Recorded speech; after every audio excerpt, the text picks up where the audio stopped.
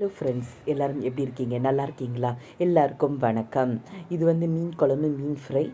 ஒரு சின்ன சின்ன டிப்ஸ் கேட்டிருந்தீங்க, அதை மட்டும் நான் சொல்லிடுறேங்க. மீன் ஃப்ரைக்கு வந்து நான் யூஸ் பண்ணது வந்து நான் ஏற்கனவே டீட்டெயில் அதில் கொடுத்துருக்கேன். மஞ்சப்பொடி கொடுத்துருக்கேன். மஞ்சப்பொடி, வத்தல் பொடி, சீரகப்பொடி, மிளகு, அதே மாதிரி கரம் மசாலா ஆட் பண்ணியிருக்கீங்க. கரம் மசாலா வந்து சிக்கன் மசாலா நம்ம இருக்கு இல்லையா, அதாவது இஞ்சி பூண்டு, லவங், பட்டா, ஏலக்காய், சீரகம், சோம்பு அரைச்ச விழுதை தான் நான் ஃப்ரைக்கு சேர்த்துருக்கேன். ப்ளீஸ் இதை ஆட் பண்ணி நீங்கள் ஃப்ரை பண்ணி பாருங்களேன். ரொம்ப டேஸ்ட்டாக இருந்தது மீன் ஃப்ரை.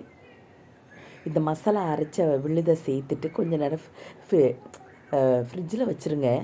மசாலா செட் ஆயிரும். அதுக்கப்புறம் நீங்கள் சேலோ ஃப்ரைனாலும் சரி, டீப் ஃப்ரைனாலும் சரி, மீன் செஞ்சு சாப்பிட்டு எப்படி இருக்குன்னு எனக்கு கமெண்ட் பண்ணுங்கள். ரொம்ப டேஸ்டியாக இருந்ததுங்க. கொஞ்சம் லெமன் ஆட் பண்ணிக்கிடுங்க, சரியா? அப்புறம் வந்து மீன் குழம்பு. மீன் குழம்புக்கு வந்து நீங்கள் தேங்காய் வெண்ணெல்லாம் அரைச்சி ஊற்றிக்கிடுங்க. நான் வந்து அன்றைக்கி தேங்காய் அரைக்கவே இல்லை, அரைச்சி ஊற்றலைங்க. வெறும் வெங்காயம், தக்காளி பழம், வெந்தயம், சீரகம், அரைச்ச விழுதையும் நல்ல எண்ணெயில் வதக்கிக்கிட்டேன். அதுக்கப்புறம் மஞ்சப்பொடி, வத்தப்பொடி, தனியா பொடி ஆட் பண்ணிக்கிட்டேன். நம்ம ஊரில் ஆச்சி குழம்பு மசாலா தூள் ஆச்சிலையும் கிடைக்கும், சக்திலையும் கிடைக்கும். அதில் 2 ஸ்பூன் நான் ஆட் பண்ணியிருக்கேங்க. அதனால் நான் குழம்பு வந்து நான் வந்து தேங்காய் சேர்க்கலை. நீங்கள் வேணால் தேங்காய் சேர்த்துக்கிடுங்க, இன்னும் குழம்பு உங்களுக்கு கட்டியாக கிடைக்கும், சரியா? அன்றைக்கி கிடச்ச எனக்கு குழம்பு வந்து நான் எவரெஸ்ட் திக்கா லால் மிர்ச்சி போடுறதாங்க. இங்கே உள்ளது வத்தப்படி தான் நான் யூஸ் பண்ணுறேன். அதனால் உங்களுக்கு குழம்பு இந்த கலரில் இருக்குது. இது வந்து திருநெல்வேலி ஸ்டைல் குழம்பு தாங்க. எங்கள் அம்மா இப்படி தான் மீன் குழம்பு வைப்பாங்க. முதல்ல எல்லாத்தையும் நல்ல நீங்கள் எப்படினாலும் செய்யலாம். பொடியை நீங்கள் வதக்கினாலும் சரி, இல்லை நீங்கள் வந்து மல்லி, சீரகம், வத்தல் அதை வதக்கி மிக்சியில் அரைச்சாலும் சரி. ஆனால் நல்ல எண்ணெயில் வதக்கணும். அதில் இருந்து எண்ணெய் பிரிஞ்சு வரது வரை நீங்கள் வந்து மசாலாவை நல்லா ஃப்ரை பண்ணதுக்கப்புறம் நீங்கள் வந்து புளி ஆட் பண்ணணும், புளி தண்ணி ஆட் பண்ணணும். அதுக்கப்புறம் ரெண்டு மாங்காய் சேர்த்துருக்கேன். மீன் சேர்த்து நல்லா வெந்ததுக்கப்புறம் கருவேப்பிலை, கொத்தமல்லி ஆட் பண்ணியிருக்கேங்க. நீங்கள் எல்லாருமே இதுதானே கேட்டீங்க. இந்த கன்சிஸ்டன்சி நமக்கு போதும். இல்லை உங்களுக்கு இன்னும் உங்களுக்கு வேணும்னா நீங்கள் தேங்காவை நீங்கள் ஆட் பண்ணிக்கிடுங்க, சரியா?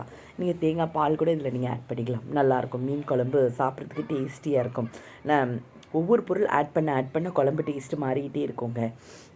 நல்ல புளி தண்ணி நான் ஆட் பண்ணியிருக்கேன். அதனால் காரசாரமாக பச்சை மிளகா, வத்தப்பொடியில் காரம் இருக்கிறதுனால நல்ல குழம்பு காரசாரமாக இருந்தது.